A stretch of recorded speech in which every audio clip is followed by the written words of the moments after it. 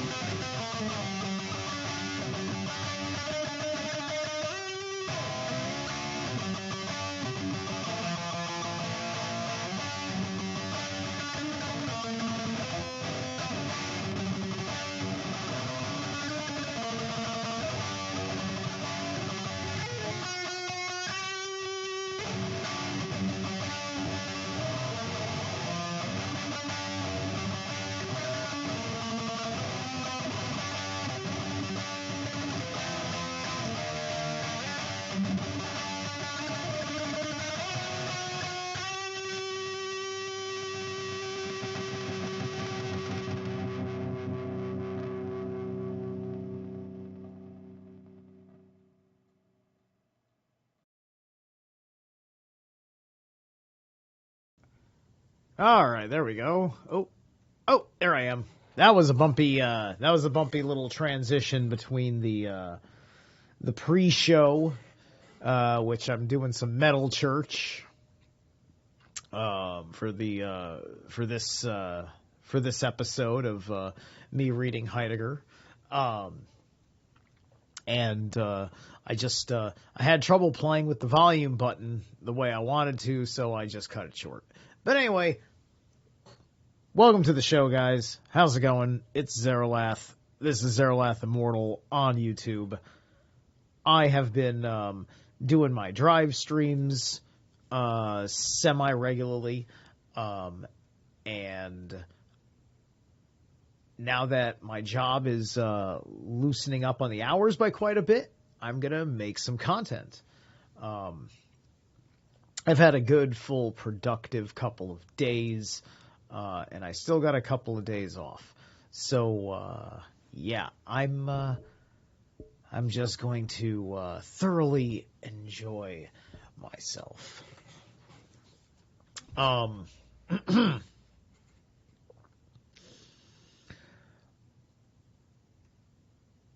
hopefully won't get too tired. I want to nail at least 2 chapters or 2 sections today, because I think this chapter's got like a sub-chapter or something like that. It's like one of those things.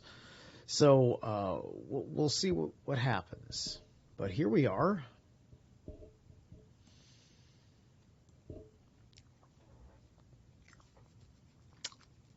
$34.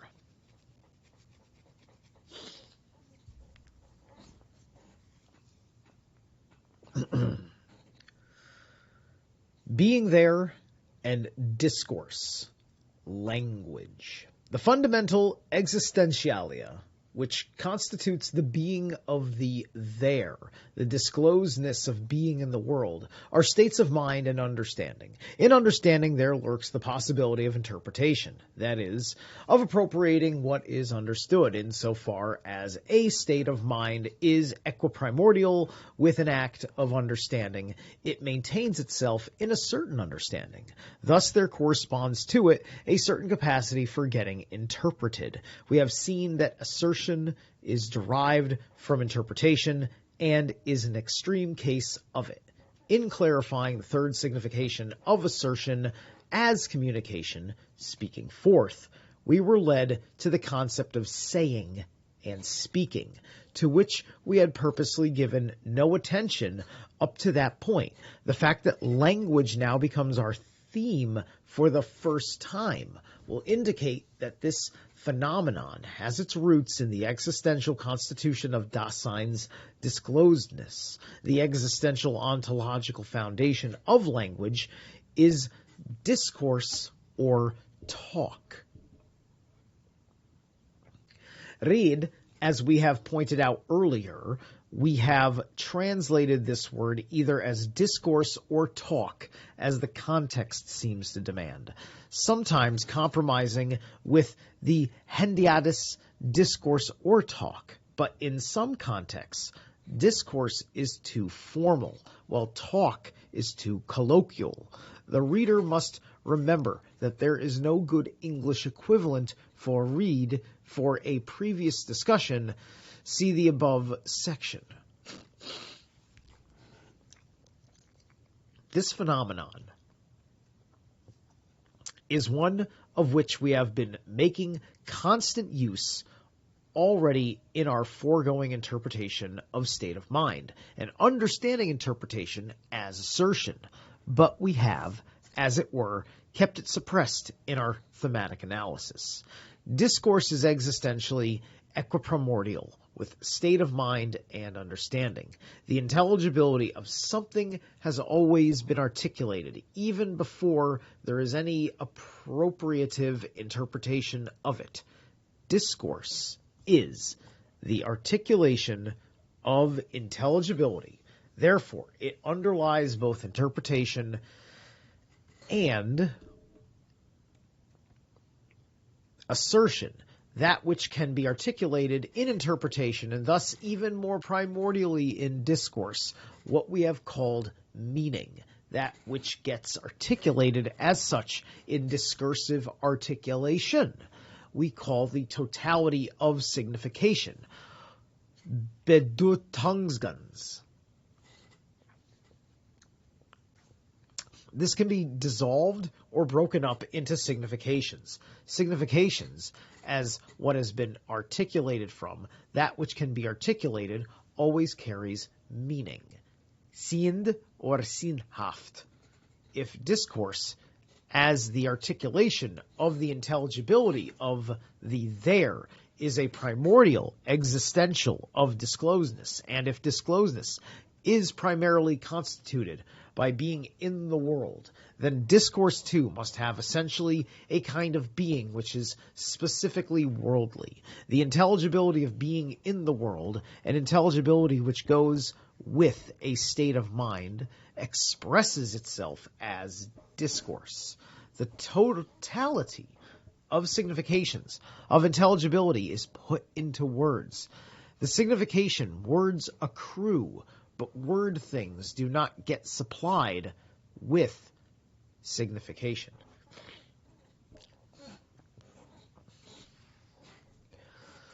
The way in which discourse gets expressed is language. All right. And we don't really have to read either of those. Okay, good. This is getting into a big deal of my points. I've already talked about this in earlier chapters, and now I'm seeing that Heidegger is already savvy to some of this, which is how the language constructs are a big part of how our relationship with the matrix, if you will, supplies itself.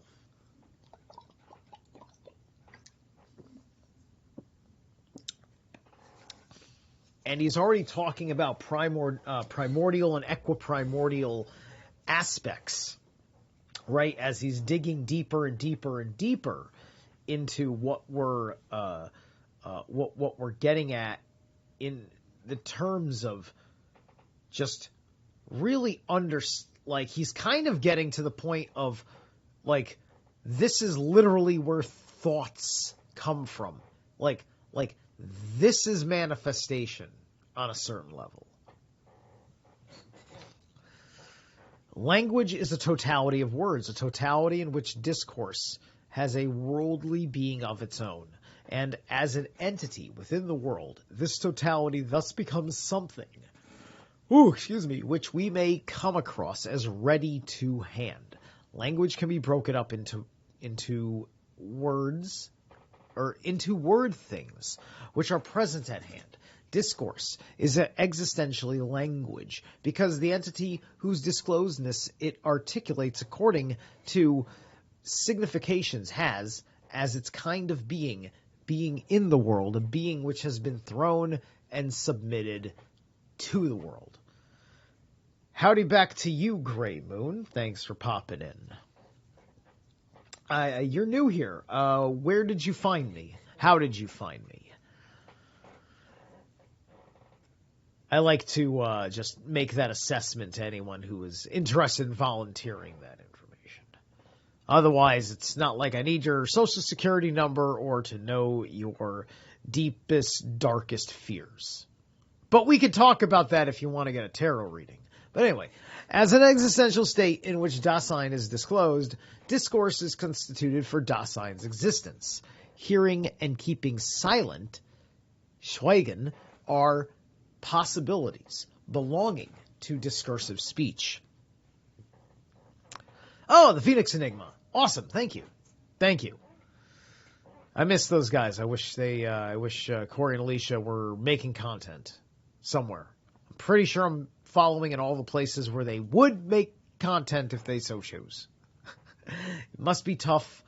It's just like we're obviously in a world that doesn't function anymore the way that we all used to. That's because the Dasein has changed, and this is helping us understand that. In these phenomena, the constitutive function of discourse for the existentiality of existence becomes entirely plain for the first time. But in the first instance, the issue is one of working out the structure of discourse as such. Right, which is kind of like saying, how do I put these thoughts into words? And am I choosing the right words to match the feelings behind those thoughts? That's good. People love seeing that stuff, though. They should post progress, right? The homesteading inspiration thing, right? So anyway, discoursing or talking is the way in which we articulate significantly the intelligibility of being in the world. Being with belongs to being in the world, which in every case maintains itself in some definite way of concernful being with one another. Such being with one another is discursive as assenting or refusing, as demanding or warning, as pronouncing, consulting, or interceding, as making assertions, and as talking in the way of giving a talk. Talking is talk about something that which the discourse is about. Das Whatever der Rede does not necessarily, or even for the most part, serve as the theme for an assertion in which one gives something a definite character. Even a command is given about something. A wish is about something. And so is intercession. What the discourse is about is a structural item that is necessarily possess for discourse helps to constitute the disclosedness of being in the world, and in its own structure, it is modeled upon the basic state of Dasein.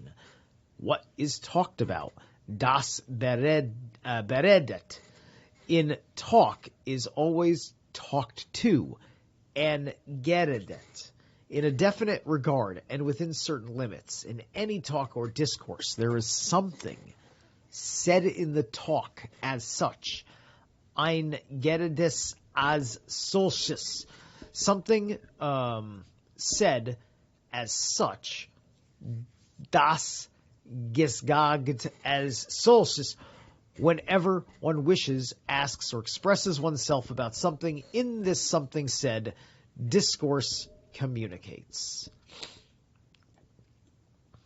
As we have already indicated in our analysis of assertion, let's see what we got here.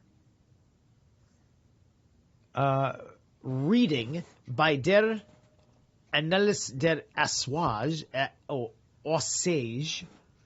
With the older edition, the word der Osage have been omitted in the newer editions. Okay. So, it's about the word assertion, and it's Osage is the German equivalent. So they're actually near similar words between the English word and their word. And I find it interesting that they both hold the as, but in the German, instead of it being a search, it's a sage. See, we assert, they assage. And that puts sage in there. And sage is both a spirit and microbial cleanser as a smudge device. And then, of course, a sage is also kind of a word for a certain wise person. Someone known as a wise person, kind of akin to, I guess, a wizard, except I think it's more of like just knowledge, more so. There's going to be wisdom there because of all the knowledge, but not. I guess it's just not wizard, so it's not wiseness. But then again, that's been my experience of context with sage, which could be misguided. But anyway, the phenomenon of communication must be understood in a sense which is ontologically broad. Communication in which one makes assertions, gives information, for instance, is a special case of that communication which is grasped in principle essentially.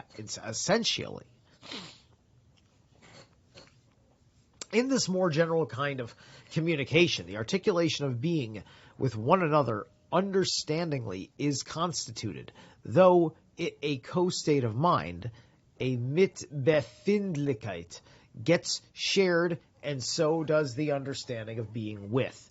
Communication is never anything like a conveying of experiences, such as opinions or wishes from the interior or one subject into the interior of another. Dasein with is already essentially manifest in a co-state of mind and a co-understanding. In discourse, being with becomes explicitly shared. That is to say, it is already, but it is unshared as something that has not been hold of and appropriated. The title is the title of the book is in the subject matter of the video title. We're good? We're good, Chief? Good. Okay, cool. Yes. Being in Time by Martin Heidegger. All right. Whatever something is communicated in what is said in the talk, all talk about anything has at the same time the character of expressing itself. Sich Aussprechens. In talking, Dasein expresses itself. Sprich sich aus. Not because it has, in the first instance, been encapsulated as something internal over against something outside, but because, as being in the world, it is already outside when it understands. What is expressed is precisely this being outside, that is to say, the way in which one currently has a state of mind, mood, which we have shown to pertain to the full disclosedness of being in. Being in and its state of mind are made known in discourse and indicated in language by intonation, modulation, tempo of talk, the way of speaking. In poetical discourse, the communication of the existential possibilities of one's state of mind can come and aim in itself, and thus amounts to a disclosing of existence. This being in that is being spoken of in this context of your state of mind as a mood, it makes me think of what's going on with the people that in the derogatory sense are called the NPCs. Dolores Cannon calls them the background people. Honestly, I think I'm seeing a lot less of that. I'm sure that it's still out there, but I think the time with the psychoanalysis of the quote NPC phenomenon has, like, it doesn't make people any wiser, but at least I think that maybe people have had healthier outlets for their internal monologues, their internal dialogues, because they're not being in themselves, and thus they are in a what we call a state of evacuation, right? Because they're in avoidance. They are in denialisms of certain, in a certain way, right? So certain thought structures are not allowed to function within the chatter of their head, right? It's the kind of thing where if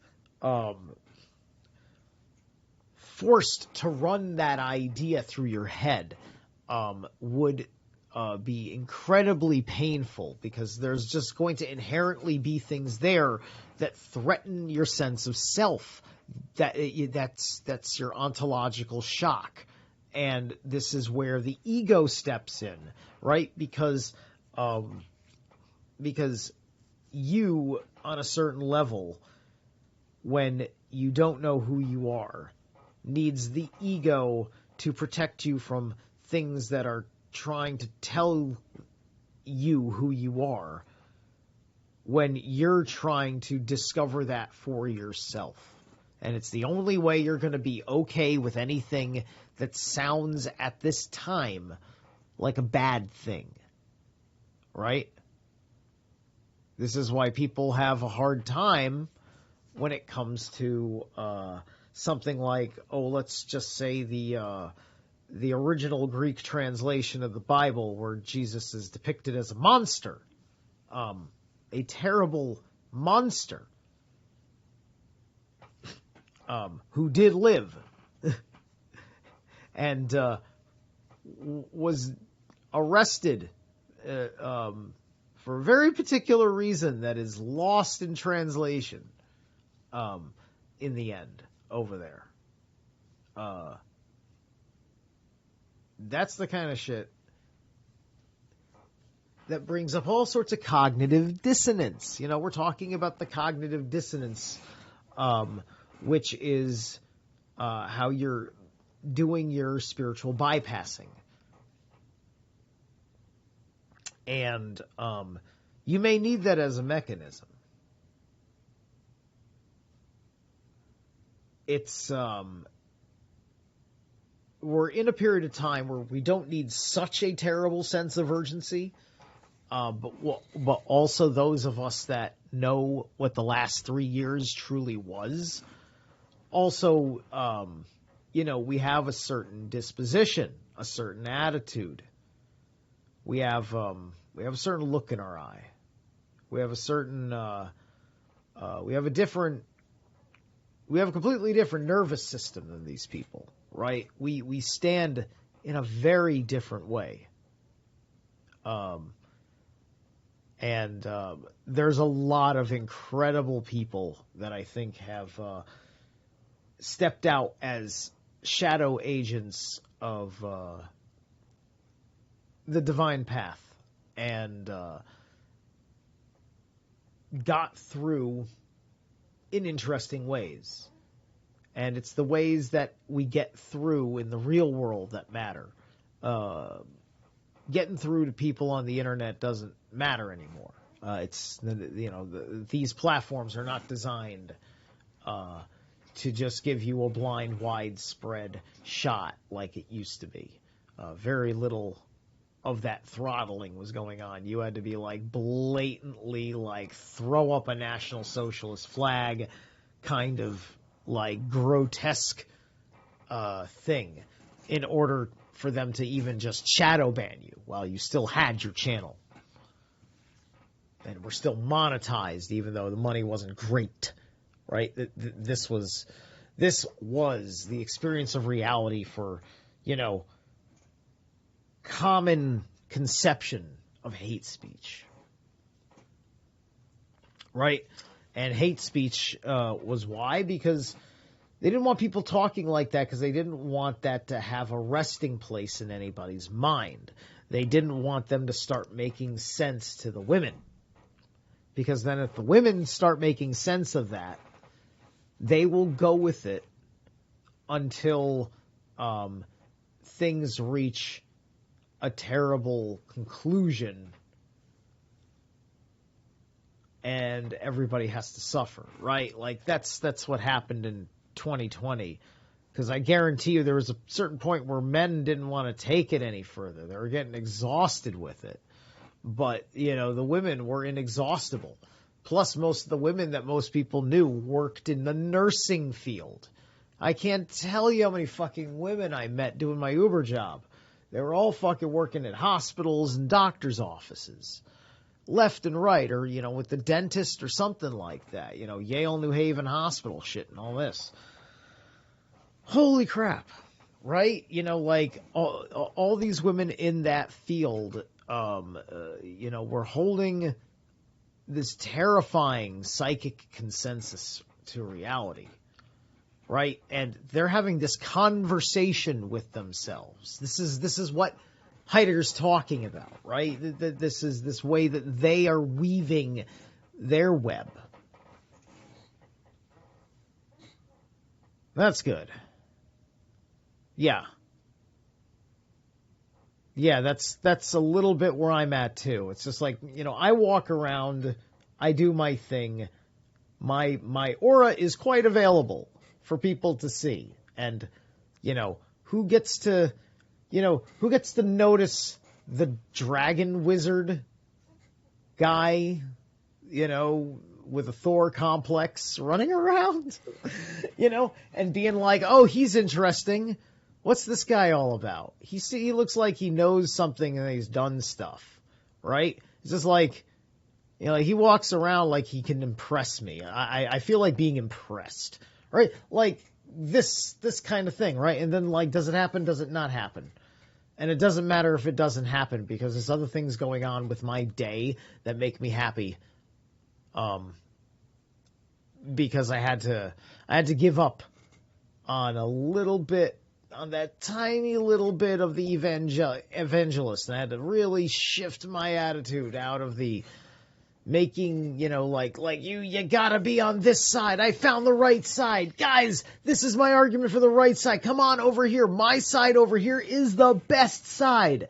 I got the winning side. This is the side that is the awesomest side that you will ever side in your life. It's got all the fun. It's got all the fun and all the success and all the happiness, none of the drawbacks. That was my life when I found a thing doing my occult research. It's like, oh my God, I found all the answers that'll make everybody happy. And then everybody wanted to fucking crucify me.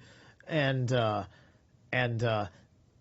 would normally have said, it's just like they were trying to make, a Jesus out of me. But now I know what the real deal is with Jesus. And nobody wants to be Jesus. Trust me. And Jesus was crazy for wanting to be Jesus. But he was on drugs. So there's that. Okay. Anyway. All right, being in, right, the way of speaking, poetical discourse. Okay, that's right, I read to the end. All right, next page. In discourse. Actually, you know what? This is a good spot for me to take a short break anyway, so we're going to keep rolling with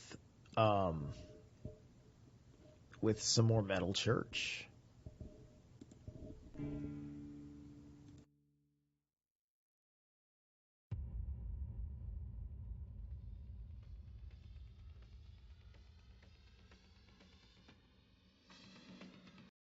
It's hard to stay humble when they keep telling you you're the best. Best in class V6 horsepower.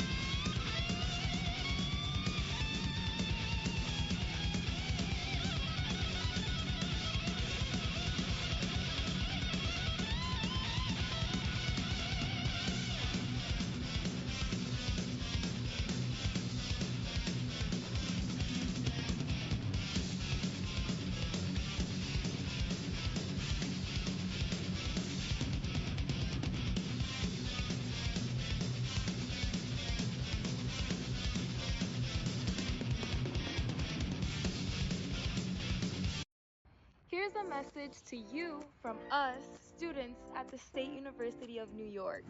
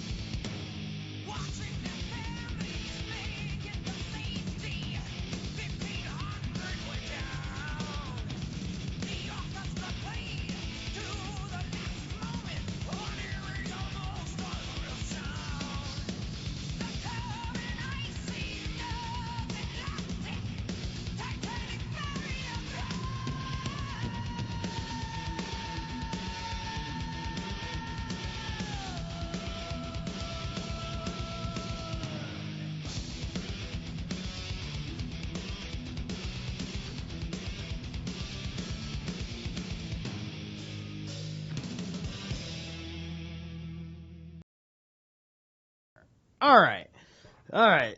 That was more ads than I thought would be in on a little. It's like some little independent like site where the guy probably just doesn't have like outright consent, so he's just like got the monetization for it or something. It's like one of those things, right? So I thought he wouldn't have like more than like one ad here and there, but anyway, that's the music is secondary, so no big deal. Anywho, let's get back into this.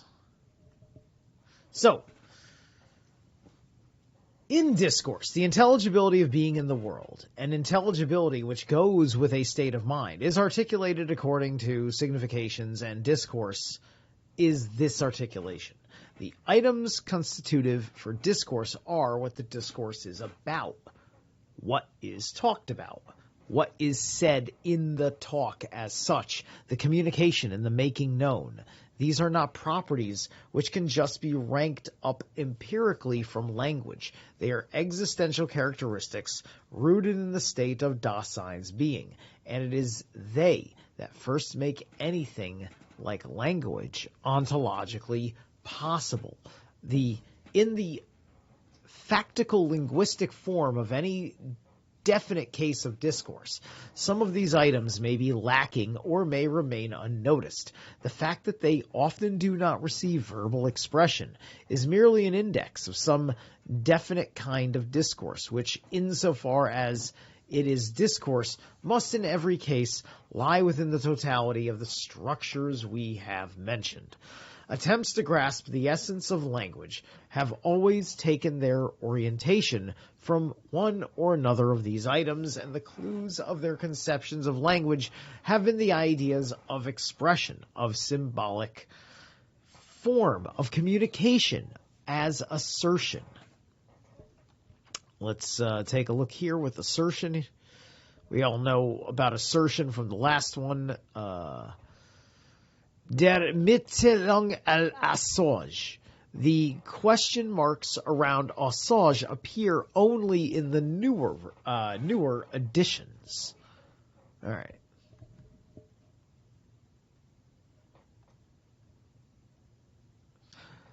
Of the making known of experiences, of the patterning of life, even if one were to put these various fragmentary definitions together in syncretistic fashion, nothing would be achieved in the way of a fully adequate definition of language. We would still have to do what is decisive here, to work out in advance the ontological existential whole of the structure of discourse on the basis of the analytic of Dasein.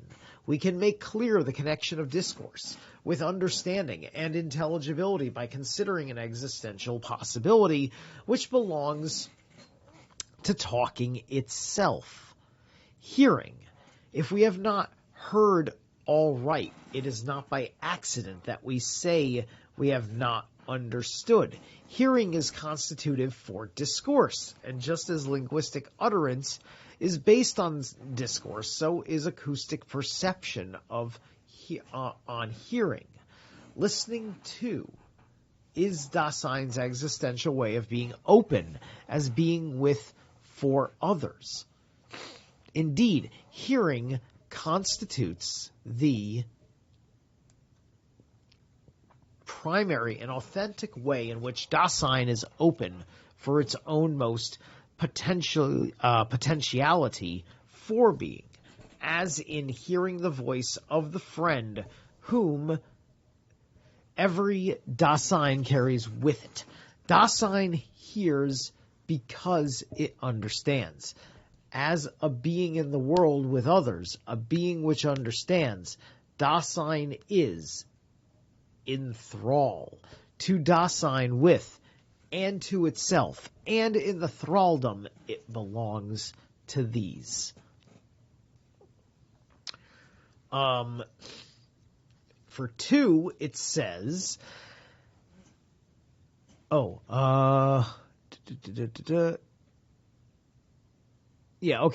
Als Verstenhedes in des Welt skin mit den anderen ist es dem Mitdasein und heim elbst horrigt und in dieser Horrigkeit zugehörig.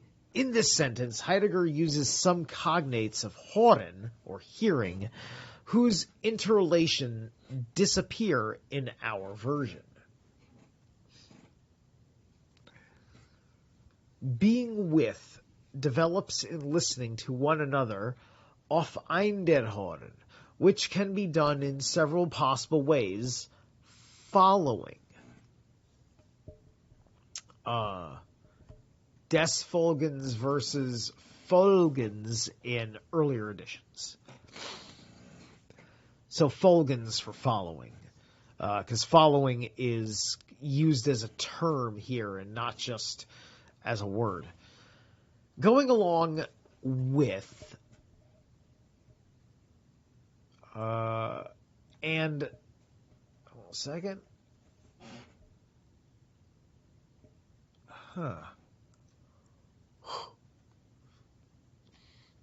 Going along with and the privative modes of not hearing, resisting, defying, and turning away. It is on the basis of this potentiality for hearing, which existentially primary, that anything like Herkenning or Horchen becomes possible. Herkenning, I'm assuming that's Herkenning because it's not hearkening, because hearkening doesn't have an E in it. Herkening. And a kenning is about magical power. So, herkenning is phenomenally still more primordial than what is defined in the first instance as hearing. In psychology, the sensing of tones and the perception of sound, hearkening, too, has the kind of being of the hearing which understands. What we first hear is never noises or complexes of sounds, but the creaking wagon, the motorcycle. We hear the column on the march, the north wind, the woodpecker tapping, the fire cracking.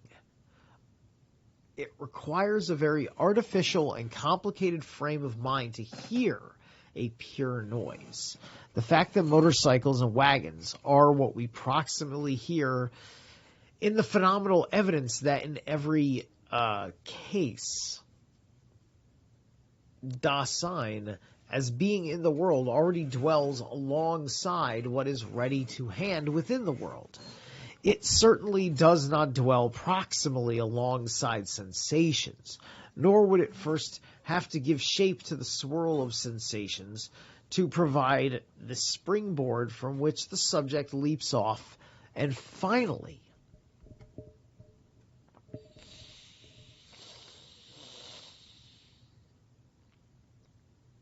arrives at a world. Dasein as essentially understanding is proximally alongside what is understood. This sounds like the kind of thing where it could be like something going on with another person, and then that person serves this transition in Dasein for a moment in time. You know, kind of like in the Loki series, Sylvie's power as the Enchantress villain is to basically kind of do a complicated Jedi mind trick where either you're taking over that person's body and playing their psyche like a puppet, or you kind of knock them out, get them into their own head, work within a fabrication of a memory, and then using that scenario to reconstruct a conversation that never happened, but was the purpose for you to give up the ghost on something, right? Like, you know, you see this scenario happen in the first season of Loki, in which I want to mention that I will be having Slick Dissident, who I did a discourse on Heidegger here on this channel. I'm going to have Slick Dissident back on my channel, and we're going to have a discourse on Loki because I'm jealous of Interverse Podcast and Chance having all these awesome esoteric breakdowns, and unfortunately I lost my original Loki series breakdown video where I kind of focus in on like the last like 2 episodes and kind of talk about that stuff. It was a real bummer that I kind of lost that because it was inspired by my friend who did a really good video on the Loki series himself. At least, I don't even think he did season 2 yet. He's busy doing a lot of other stuff right now. But his breakdown of Loki season 1, the Psionic League, or was it Quantum Businessman with Symphony of Realities? Sean Bond. It was Sean Bond who did it. He might have done it with Chris Anatra. I don't remember.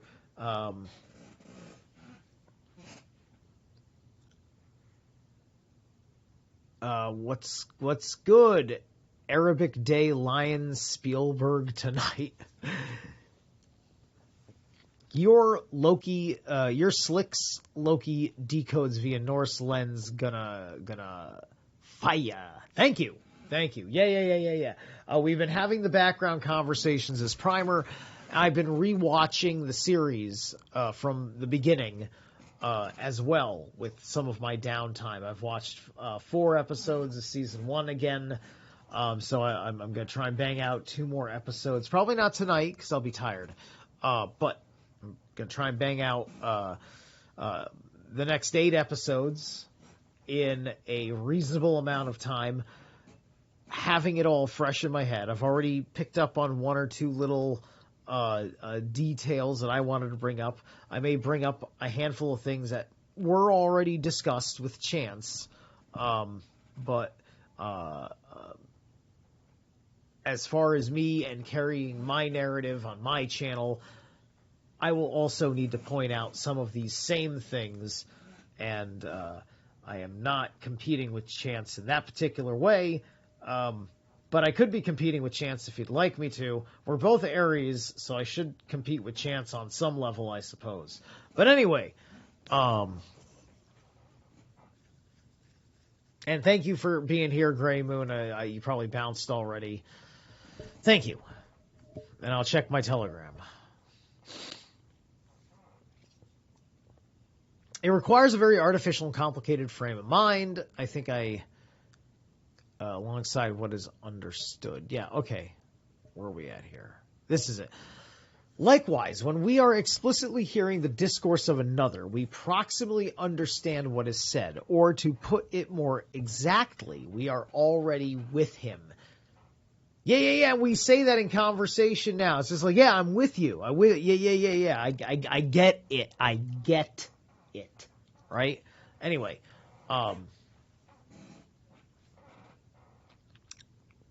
in advance, alongside the entity which the discourse is about.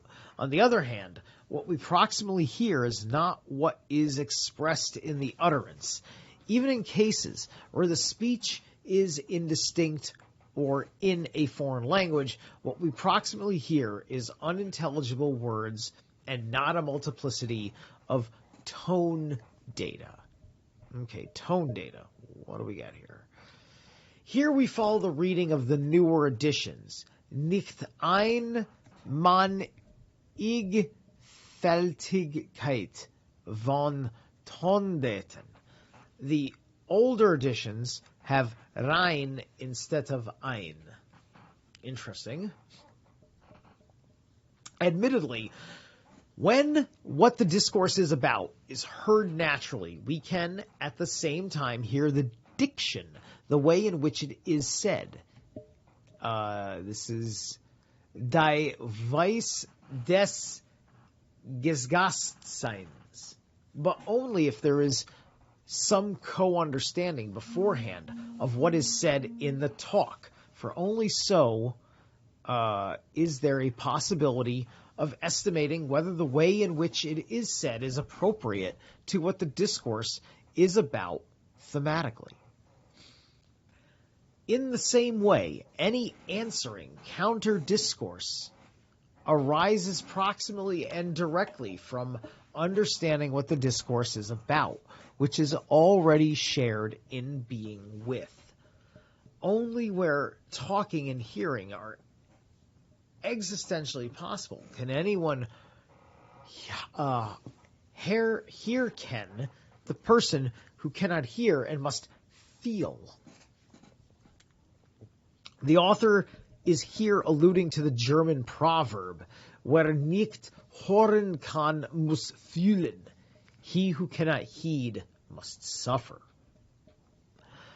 May perhaps be one who is able to hear can very well, and precisely because of this, just hearing something all around. Das nur hören is a privation of the hearing, which understands. Both talking and hearing are based upon understanding, and understanding arises neither through talking at length, Welsreden, nor through busily hearing something all around. Only he who already understands can listen, zuhören. Keeping silent is another essential possibility of discourse, and it has the same existential foundation. In talking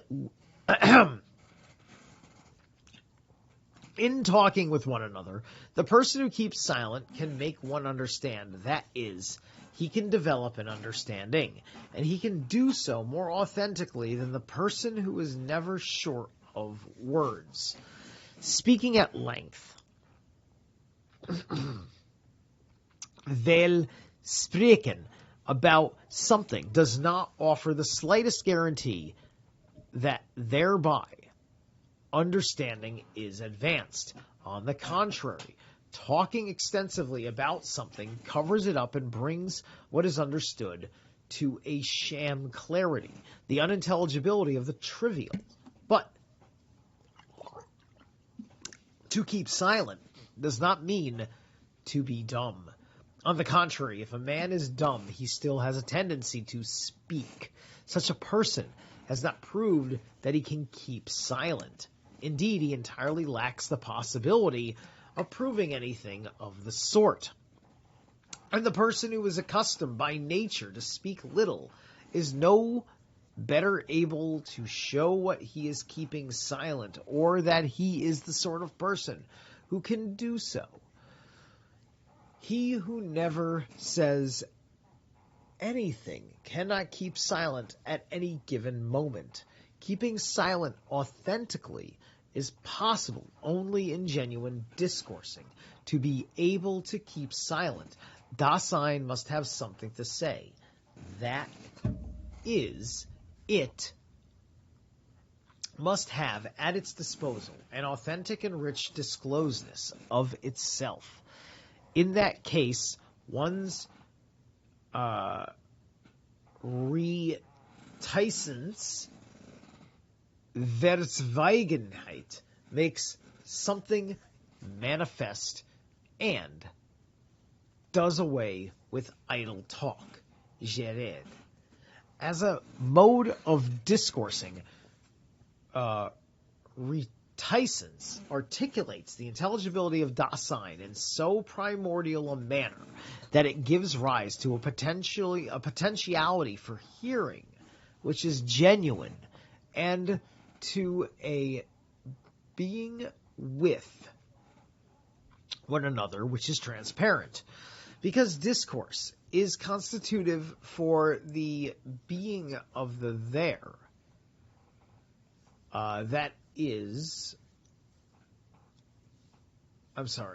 being of the there, that is of states of mind and understanding, while Dasein means being in the world. Dasein as discursive, being in, has already expressed itself. Dasein has language among the Greek. Their everyday existing was largely diverted into talking with one another, but at the same time, they had eyes to see. Is it an accident that in both their pre-philosophical and their philosophical ways of interpreting Dasein, they defined the the essence of man as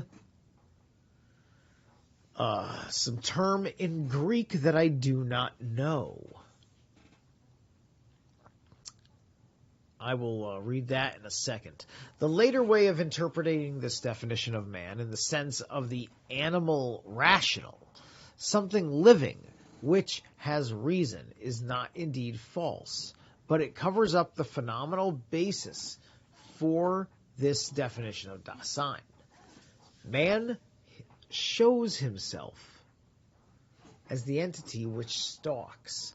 This does not signify that the possibility of vocal utterance is peculiar to him, but rather that he is the entity which is such as to discover the world and Dasein itself. All right. Hold on a sec.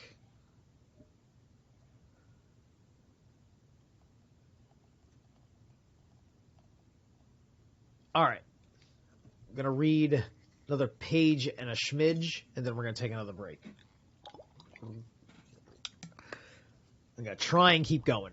I got to double check during the break how much further we go, because this is just getting to the end of 34A, if you will, and then there's a 34B. The Greeks had no word for language. They understood this phenomenon in the first instance as discourse.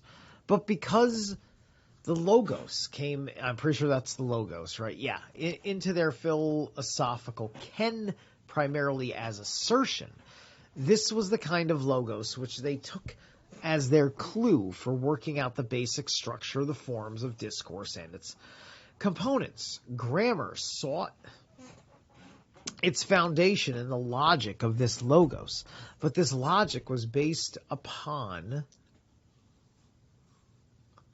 the ontology of the present at hand, the basic stock of categories of signification which passed over into the subsequent science of language, and in which, in principle, is still accepted as the standard today, is oriented towards discourse as assertion. But if, on the contrary, we take the phenomenon to have, in principle, the primordiality and breadth of an existential, then there emerges the necessity of reestablishing the science of language on foundations which are ontologically more primordial.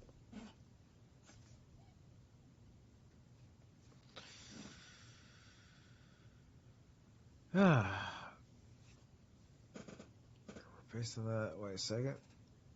Existentially emerges as primordial. Understanding of the basics of a priori structure of discourse in general as an existential, it is not a task that can be carried through later on by improving and rounding out what has been handed down.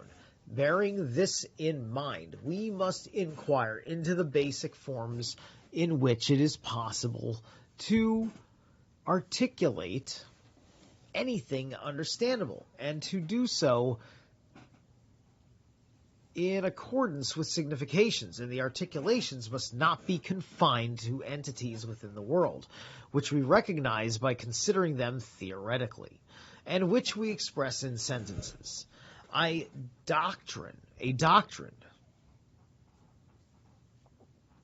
of signification will not emerge automatically, even if we make a comprehensive comparison of as many languages as possible, and those which are most exotic to accept, let us say, the philosophical horizon which W. von Humboldt made language a problem, would be no less inadequate. The doctrine of signification is rooted in the ontology of Dasein, which it prospers or decays depend on the fate of this ontology. In the last resort, philosophical research must resolve to ask what kind of being goes with language in general. Is it a kind of equipment ready to hand within the world, or has it Dasein's kind of being, or is it neither of these?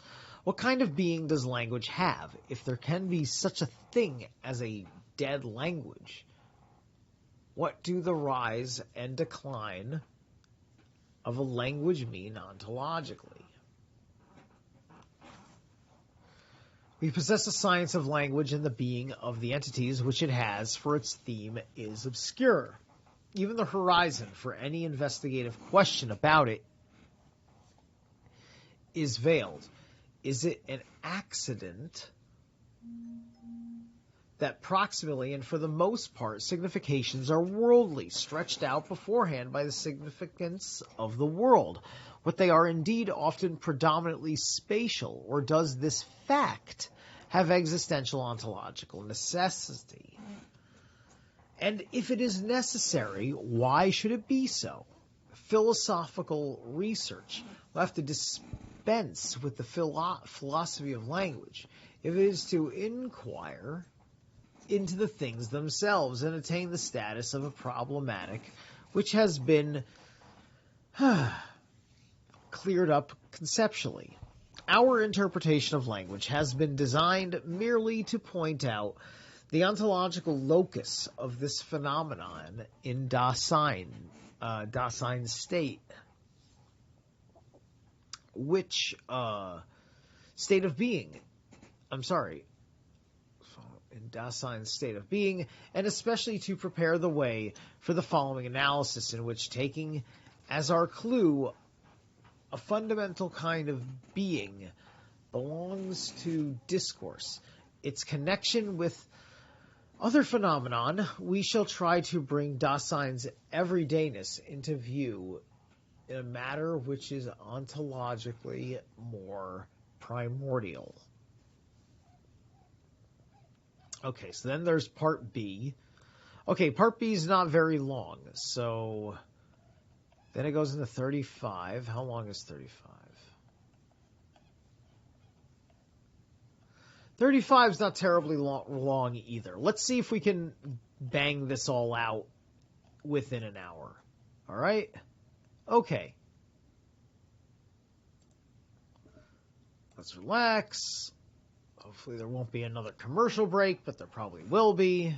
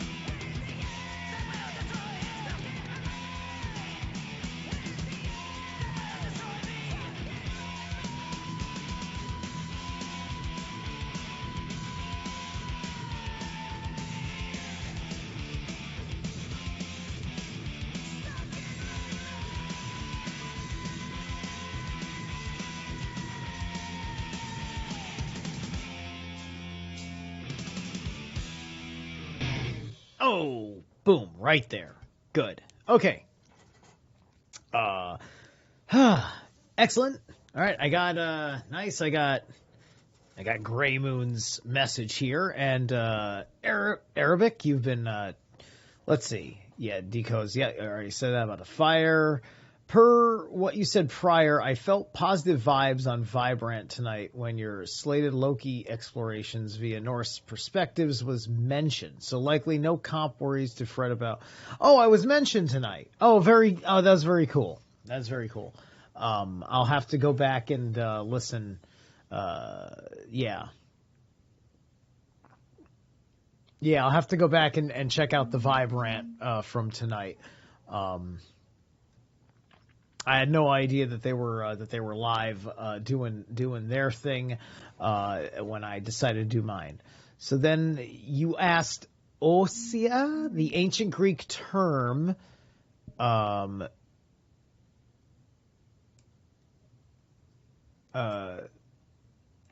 Theosia, divine essence, was translated in Latin as essential or substantia. Cool. Thank you. Thank you very much. All right. Boom. Okay, so let's read the page or so of section B.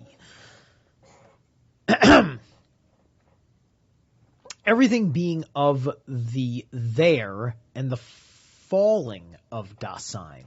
In going back to the existential structure of the disclosedness of being in the world, our interpretation has, in a way, lost sight of Dasein's everydayness. In our analysis, we must now regain the phenomena horizon, which was our thematic starting point. The question now arises, what are the existential characteristics of the disclosedness of being in the world, so far as the latter, as something which is everyday, maintaining itself in the kind of being of the they? Does the they have a state of mind which is specific to it, a special way of understanding, talking, and interpreting? It becomes all the more urgent to answer these questions when we remember that proximally and for the most part, Dasein is absorbed in the they and is mastered by it. Is not Dasein as thrown being in the world, thrown proximately right into the publicness of the they? And what does this publicness mean other than specific closeness of the day or discloseness of the day? If understanding must be conceived primarily as Dasein's potentiality for being, then it is from an analysis of the way of understanding and interpreting which belongs to the they that we must gather which possibilities of its being have been disclosed and appropriated by Dasein as they.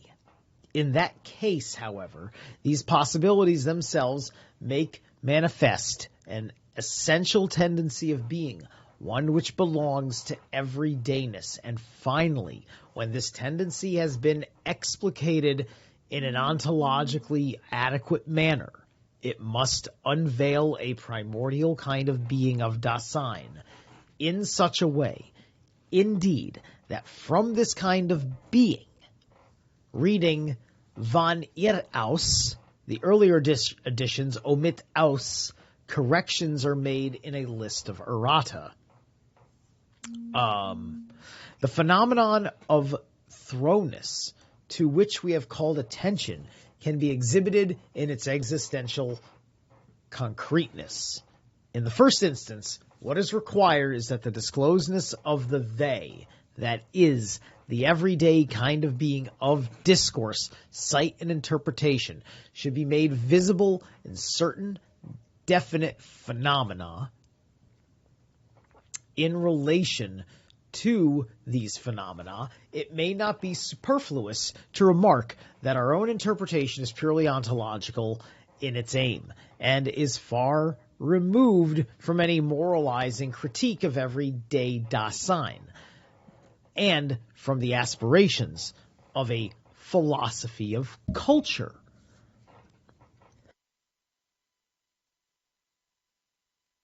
So I find it interesting that we have in quotation marks a philosophy of culture Although there isn't a number annotation for this term, I don't think a philosophy of culture is really a term that we've heard in the book yet. And so it must be a pretty clear translation for this new term to not have an annotation for it at the bottom of the page yet. And so this is getting to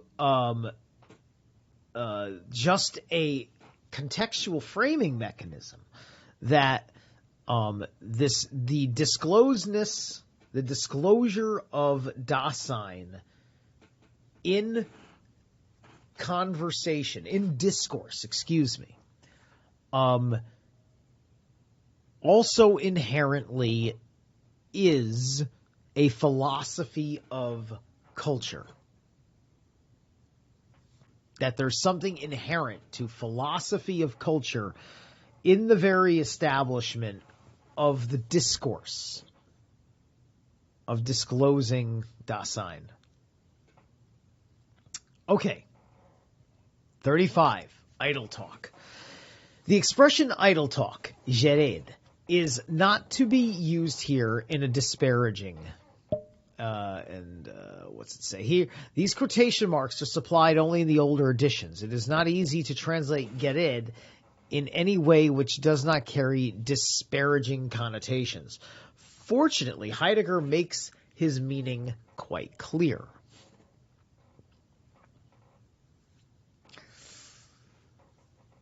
All right. Not to be used here in a disparaging signification. Terminologically, it signifies a positive phenomenon which constitutes the end of being of everyday Dasein's understanding and interpreting. For the most part, discourse is expressed by being spoken out and has always been so. It is language. Die Rede spricht sich zum ist aus und hat sich schon immer ausgesprochen, sie ist sprech. As we have pointed out earlier, see our notes, it is often sufficient to translate aussprechen as express. In the present passage, however, the connotation of speaking out or uttering seems especially important. We shall occasionally make it explicit in our translation by hendiadys or other devices.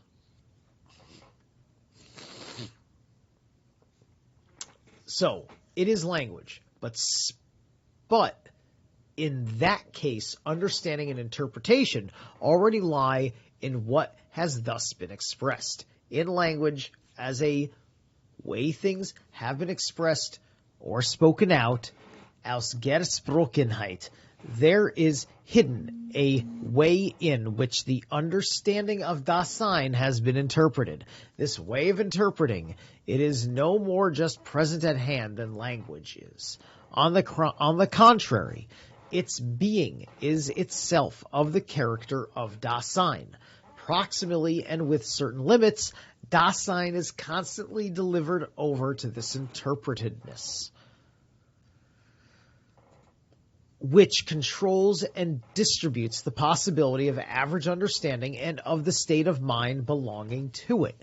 The way things have been expressed or spoken out is such that in the totality of context of signification into which it has been articulated, it preserves an understanding of the disclosed world and therewith equiprimordially an understanding of Dasein of others and of one's own being.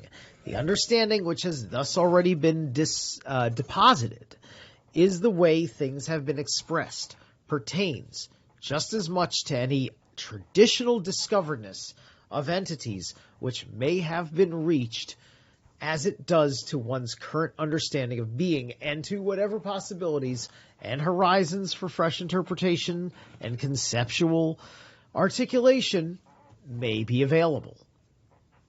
But now we must go beyond a bare allusion to the fact of this interpretedness of Dasein and must inquire about the existential kind of being of that discourse which is expressed and which expresses itself. If this cannot be conceived as something present at hand, what is its being, and what does this tell us in principle about Dasein's everyday kind of being?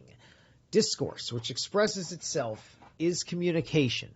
Its tendency of being is aimed at bringing the hearer to participate in disclosed being towards what is talked about in the discourse.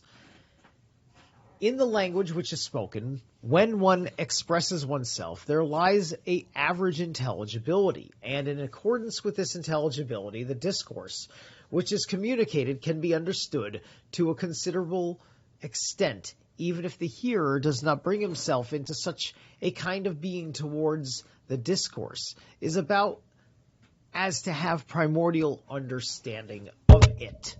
Okay, so that's very interesting. Sorry about that with the mic. Because here we're getting into something that's actually kind of obvious, right? The intelligibility of discourse as an expression of the disclosure of Dasein, meaning that you can't have a proper grasp of Dasein without an intelligible language construct in which to articulate. Which means, in short, you are more of a prisoner of an oversimplified world with the less complicated concepts and structures you're able to grasp, right?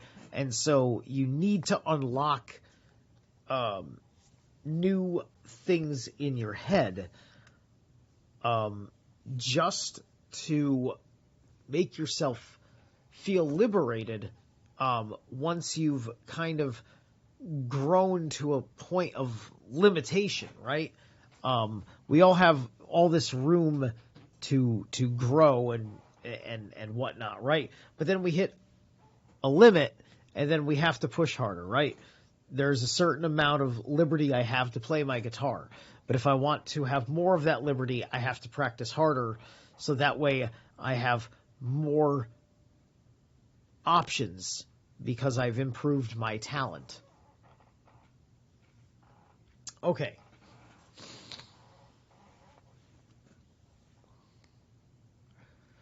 We do not so much understand the entities which are talked about. We already are listening only to what is said in the talk as such. What is said in the talk gets understood, but what the talk is about is understood only approximately and superficially. We have the same thing in view because it is in the same averageness that we have a common understanding of what is said. Hearing and understanding have attached themselves beforehand to what is said in the talk as such. The primary relationship of being towards the entity talked about is not imparted by communication.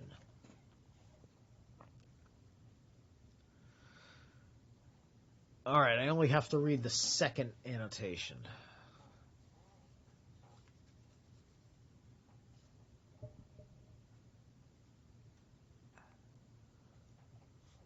Oh, excuse me. We are getting there, folks. I'm burning. I'm burning the candle thin, but it's worth it for you. I enjoy getting this out there. But being with one another takes place in talking with one another and in concern with what is said in the talk.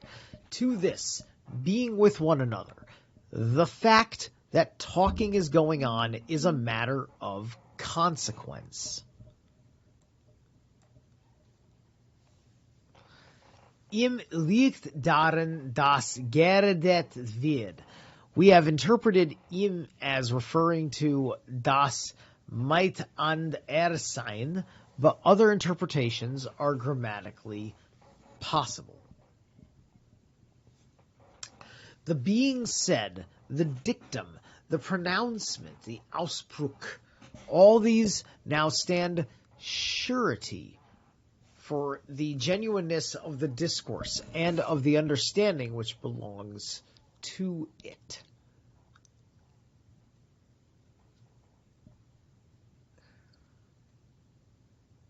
And for its appropriateness to the facts. And because this discourse has lost its primary relationship of being towards the entity talked about, or else has never achieved such a relationship, it does not communicate in such a way as to let this entity be appropriated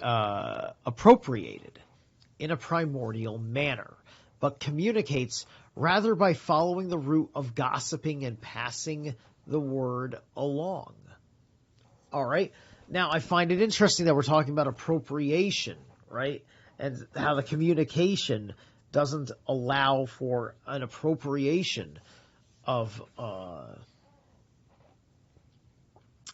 the quote-unquote entity, right? You know, when someone is talking to me, I suppose that would be the equivalent of, like, let's just say someone played on my Italian side and started making like little Italian euphemisms or something to try and communicate a point across to me.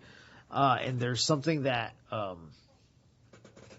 he misses the mark completely, and it gets completely lost in translation because he doesn't understand the nuances of how I particularly understand all of that, because he didn't really ask. He didn't establish trust, build a relationship, make an inquiry, right? He's just kind of guessing on superficialities, right? It's kind of like, to bring up the Loki series, you know, Loki does this in the episode where they're hanging out in that planet where the moon's about to collapse into it, and they go to manipulate this old lady sitting on her porch waiting for the world to end. She's alone. There's this picture on her counter with her and her husband. Loki assumes the facade, the false image of her husband, and goes for your generic sob story, I missed you, kind of cold reading, like blank kind of lead readings, where you know, the medium is like guessing, like, oh, I'm getting a sense of a word that starts with the letter H. Is it Harry? Is it Henderson? House, horse, Honda, right? You know, like this kind of thing, right? And so you're doing that on a certain very, very slick primordial level, but because it's wrong, because that's not the way the person's disposition, their entire posture was with that person, the trick had no effect whatsoever, and Loki had to gamble that. But anyway, discoursing primary relationship being towards the entity talked about, or else has never been achieved such a relationship. It does not communicate in such a way as to let this entity be appropriated in primordial manner. Right. But communicates rather following the gossiping, passing the word along. Right. What is said in the talk as such spreads in the wider circles and takes on authoritative character. Things are so because one says so. Idle talk is constituted by just such gossiping and passing the word along. A process by which its initial lack of grounds to stand on, bodenstandig, standigkeit, becomes aggravated to complete groundlessness, bodenlosigkeit. And indeed, this idle talk is not confined to vocal gossip, but even spreads to what we write, where it takes the form of scribbling, das Geschrieb. In this latter case, the gossip is not based so much upon hearsay. It feeds upon superficial readings, dem Angenlesenen. The average understanding of the reader will never be able to decide what has been drawn from primordial sources with a struggle and how much is just gossip. The average understanding, moreover, will not want any such distinction and does not need it because, of course, it understands everything. Okay, good. All right. Just let me take a look here. Okay. Okay, with a page and a half left to go, this is also an excellent time for one last break. Bear with me. I don't know if there's going to be some sort of an ad. There wasn't really an ad on the last one, which was nice. Oh, here we go. There's an ad. All right. Enough of you, ad. All right. There we go.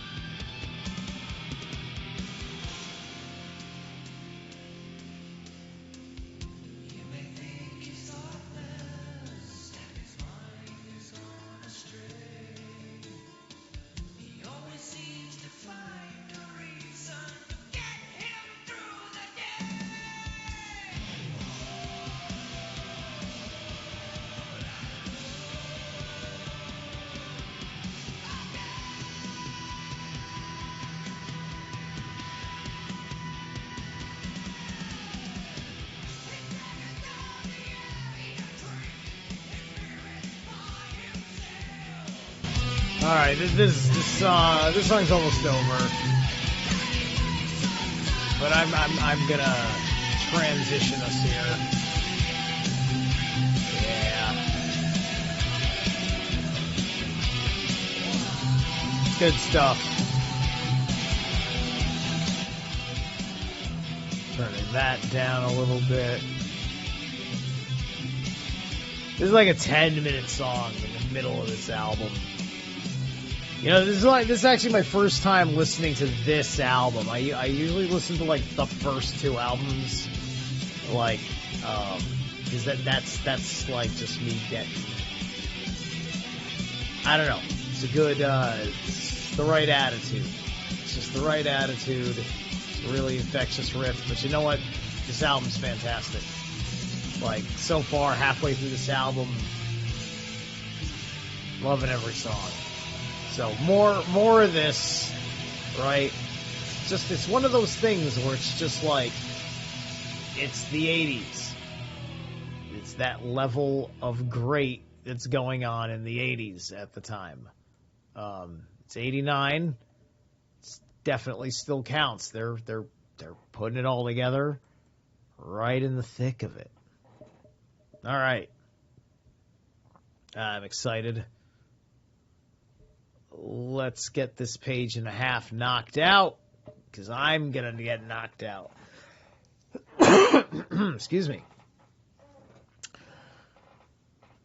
The groundlessness of idle talk is no obstacle to its becoming public. Instead, it encourages this. Idle talk is the possibility of understanding everything without previously making the thing one's own.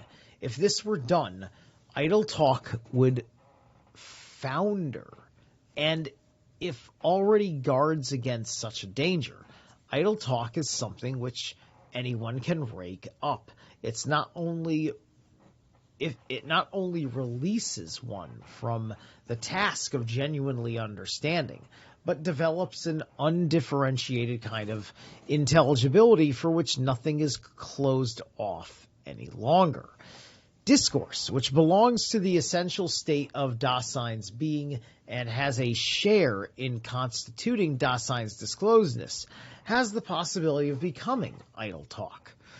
And when it does, it serves not so much to keep being in the world open for us in an articulated understanding, as rather to close it off and cover up the entities within the world. To do this, one need not aim to deceive. Idle talk does not have the kind of being which belongs to consciously passing off something as something else. The fact that something has been said groundlessly and then gets passed along in further retelling amounts to perverting the act of disclosing. Erschleißen, into an act of closing off. Verschleißen, for what is said is always understood proximally as saying something, that is, an uncovering something. Thus, by its very nature, idle talk is a closing off, since to go back to the ground of what is talked about is something which it leaves undone. This closing off is aggravated afresh by the fact that an understanding of what is being talked about is supposedly reached in idle talk. Because of this, idle talk discourages any new inquiry and any disputation, and in peculiar ways suppresses them and holds them back. Yeah. Idle talk, small talk, water cooler talk, the kind of bypassing talk, right? It's just like, it's nice if once in a blue moon I can talk to somebody on some level, right? So if there's a normie who likes to watch, Marvel stuff, like they're watching Loki, have a conversation about quantum mechanics, have a conversation about what it means to be the trickster. Maybe then you can start getting into some Maybe you can't crack them open on Jung, but you can definitely crack them open on Joseph Campbell and rocking that hero's journey process, right?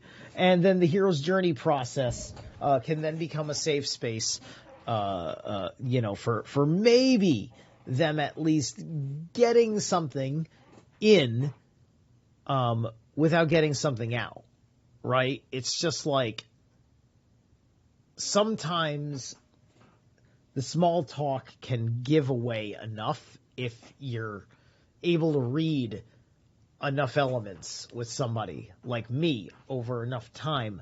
I can sit there and say, like, okay, I know what I can give this person. Even though they've never disclosed what I think is up, I definitely know that this kind of information would mean something to them in their internal world, and I believe it'll help them. So I'm just going to say it like it's there already.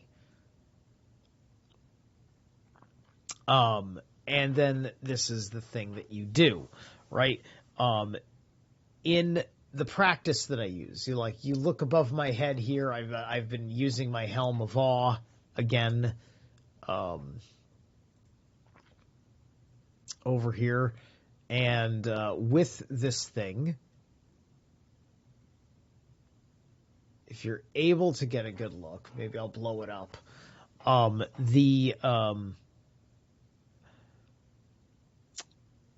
The underworld over here, Helheim, the southwest, is the place of the unconscious. 7 of the 9 realms here have a corresponding chakra in your human energetic technological system. Helheim and Jotunheim don't use chakras. They use energy meridians, though.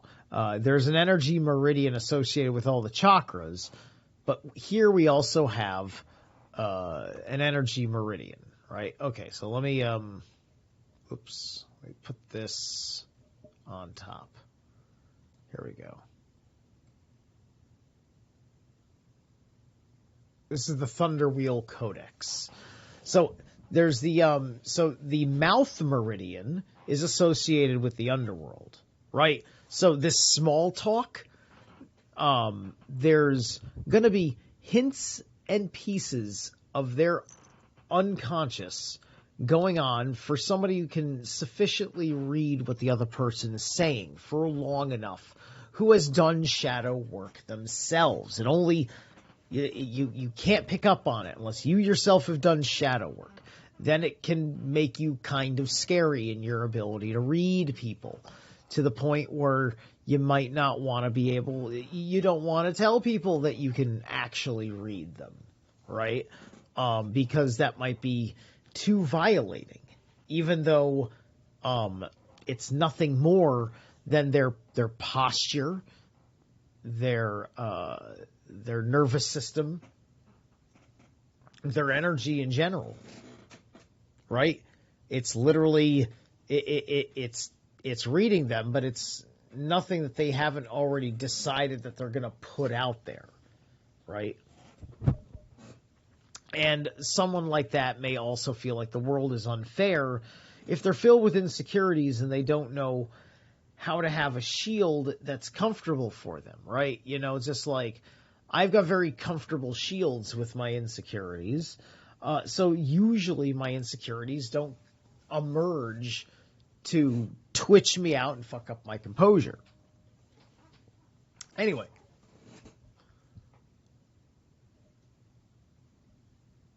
So I'm going to put this back over here down to size. And Jotunheim uses what's referred to as the sexual chakra, or sexual chocolate, as I like to say it. Oh my god, I'm going to hell. But anyway,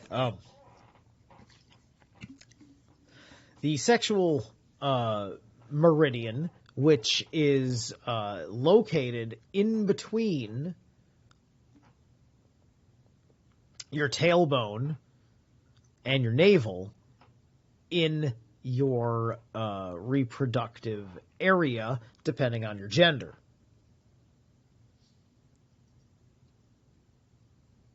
Excuse me. And so this is an energy meridian, not a chakra, but it's a very important one because of its direct association with your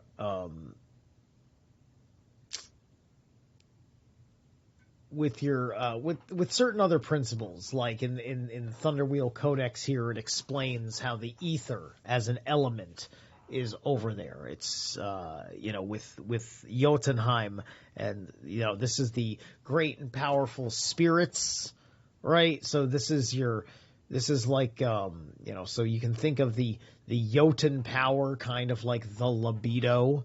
You get it? Right? And Freud and Jung both have extensive writings about the place of the libido in the underlying human psyche. Anyway.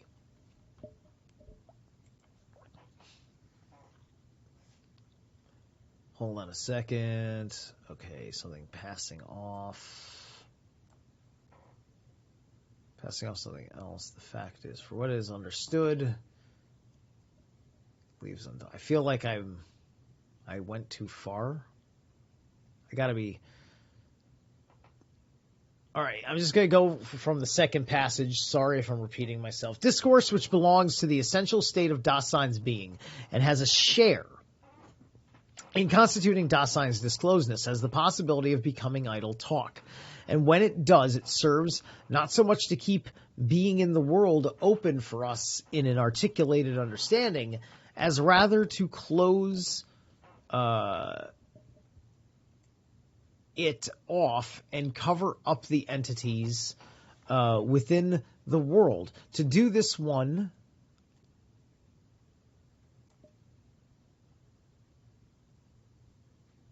shoot, where'd it go? Belongs to something else. The fact that something being in the world and cover up the entities in the world. To do this one need not aim to deceive. Idle talk does not have the kind of being which belongs to the consciously passing off something as something else. The fact that something has been said groundlessly and then gets passed along in further retellings amounts to perverting the act of disclosing, Erschleißen, into an act of closing off, Verschleißen. That's a Versch versus Ersch, if I didn't enunciate that V more strongly. Verschleißen.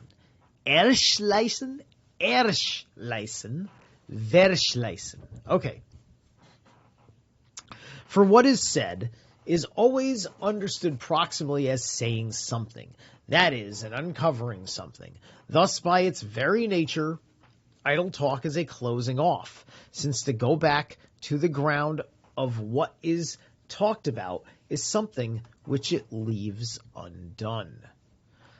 This closing off is aggravated afresh by the fact that an understanding of what is talked about is supposedly reached in idle talk. Because of this idle talk, talk discourages any new inquiry and any disputation, and in a peculiar way suppresses them and holds them back.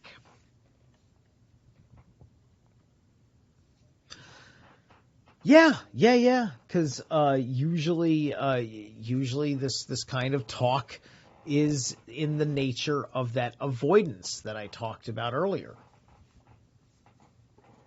This way in which things have been interpreted in idle talk has already established itself in Dasein. There are many things with which we first become acquainted in this way, and there is not a little which never gets beyond such an average understanding.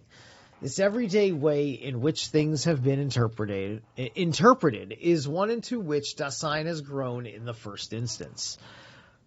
with never a possibility of extrication in it, out of it, and against it.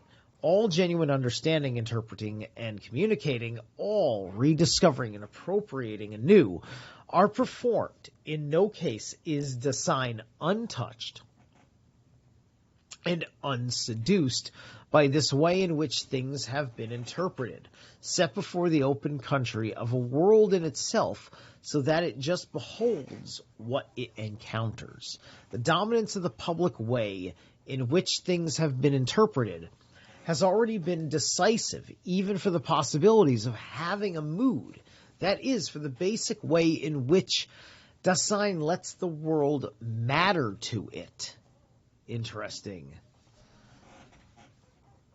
Okay,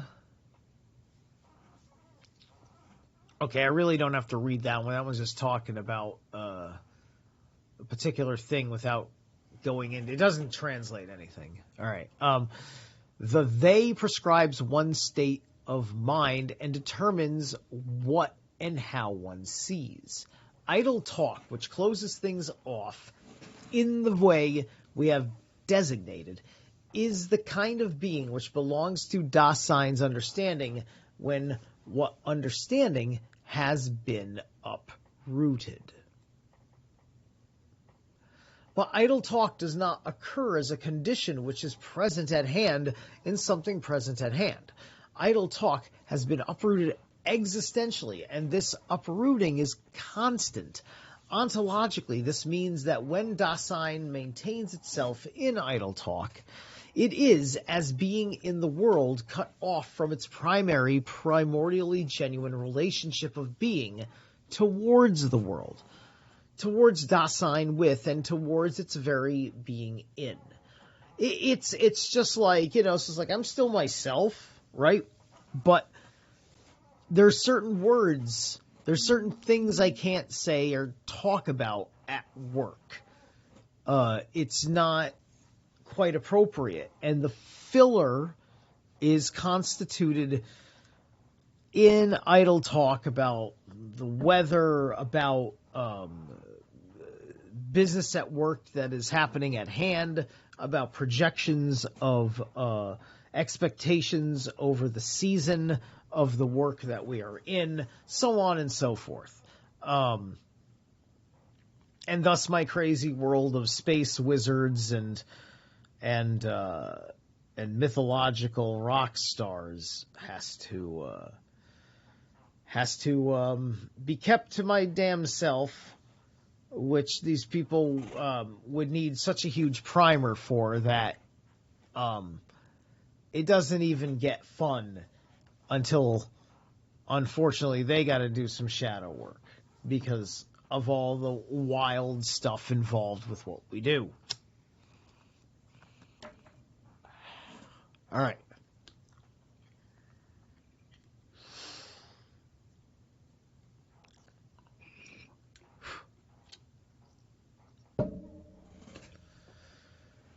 Okay, it's being in the world, cut off from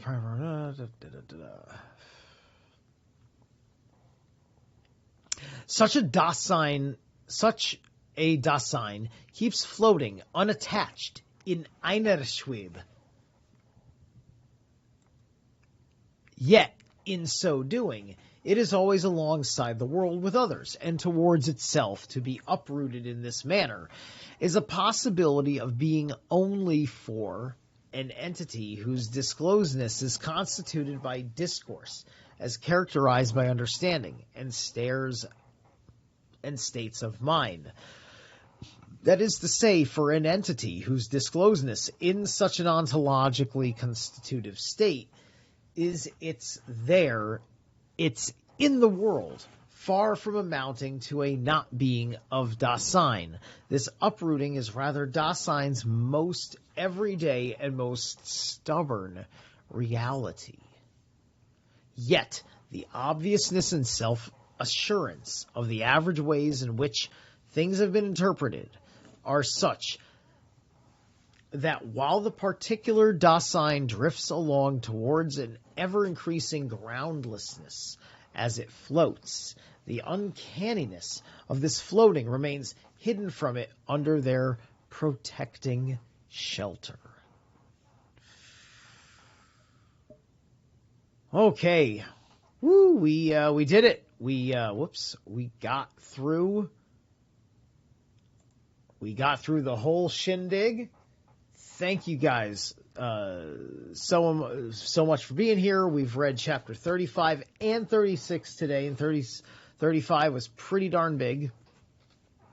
I want to thank Grey Moon and Arabic Day for participating in the chat and making things more interested, helping me out with some translation stuff and learning something in general, and also just for being very supportive. I appreciate you all. Please like, share, and subscribe. And we're going to try and get some more of this cranked out soon. Maybe tomorrow afternoon. I don't know. I'll see how much time I have. Thank you guys so much for tuning in. Have a great night.